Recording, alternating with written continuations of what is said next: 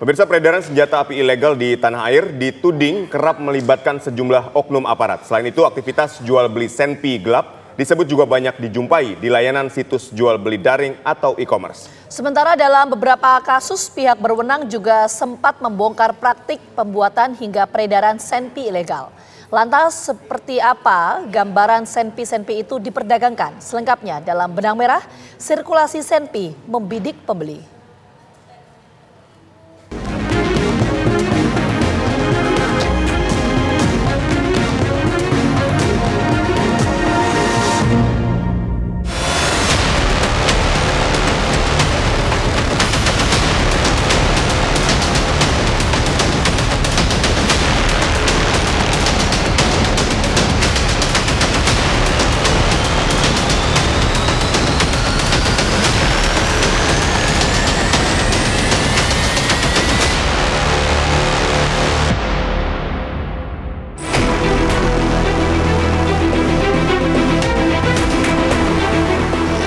Insiden penembakan dalam beberapa pekan terakhir seperti mengingatkan seberapa bijak para oknum menggunakan senjata api dan bagaimana mereka memperolehnya.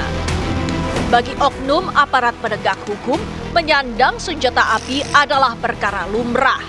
Tapi itu bukan untuk gagah-gagahan. Penggunaannya harus taat aturan. Di sisi lain, aturan berbeda perihal kepemilikan senjata api diterapkan terhadap masyarakat sipil.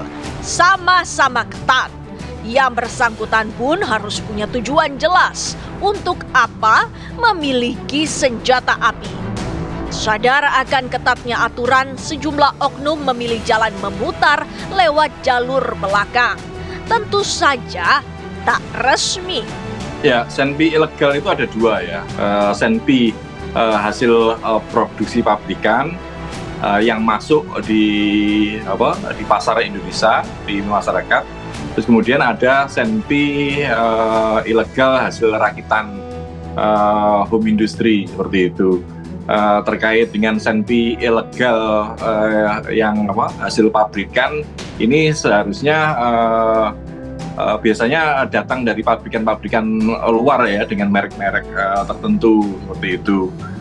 Ini tentunya bisa beredar di sini, harus ada distributor, harus ada agen. Diakui kepemilikan senpi ilegal merupakan suatu permasalahan yang memancing kontroversi. Ilegal yang dimaksud di sini yakni tidak sah menurut hukum. Maka memilikinya pun selain dipandang sebagai bentuk pelanggaran hukum, juga dapat berpotensi sebagai suatu sarana kejahatan yang berbahaya oleh pelaku kriminal. Itulah yang tercermin dari fenomena kejahatan di sekitar kita, seperti penembakan oleh orang tak dikenal, ancaman penembakan di sejumlah tempat umum, hingga pembunuhan. Kalau kita lihat dari pengalaman di negara kita sendiri kan, yang sudah lalu-lalu ya, bisa dia pengacara, ya, anggota DPR. Ya. Dulu kan setelah reformasi ada polemik ya, bahwa anggota DPR ini minta dipersenjatai. Nah, ya itulah ya.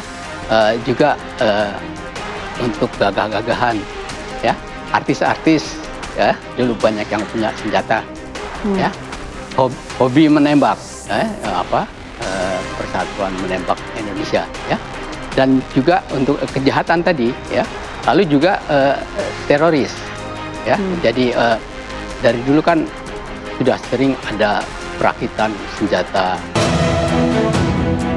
Pada medio Agustus 2023 silam, aparat penegak hukum sempat melakukan penggerebekan sebuah rumah yang dijadikan pabrik senjata api ilegal di Sumedang, Jawa Barat. Dalam penggerebekan itu, polisi menyita ratusan butir peluru. Kala itu, Ditreskrimum Polda Metro Jaya kemudian mengembangkan kasus peredaran senpi ilegal tersebut. Para pelaku yang ditangkap rupanya berperan sebagai pemasok. Para pelaku diringkus di Garut dan Sumedang, Jawa Barat. Penangkapan pemasok ini bermula ketika polisi menciduk pelaku berinisial R. Pelaku R merupakan residivis yang pernah terlibat perdagangan senpi ilegal. Pengembangan lebih lanjut, polisi kemudian meringkus 2 pelaku di tempat terpisah di Jawa Barat.